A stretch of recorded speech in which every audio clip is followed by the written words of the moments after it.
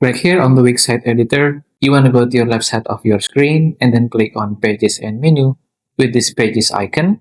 And then on the side menu, you can just choose any specific page to be the main page and we'll having a subpages.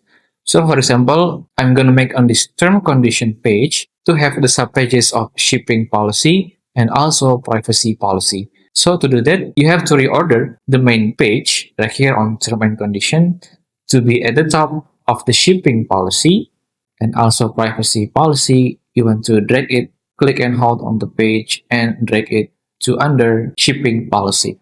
And then after that, on the shipping policy, you want to hover over it and then click on the three dots and then click on subpage.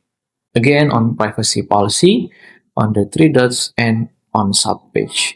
And then if you want to make a brand new page to be the subpage, you can just click on add page. And again, you want to make it to become under the main page.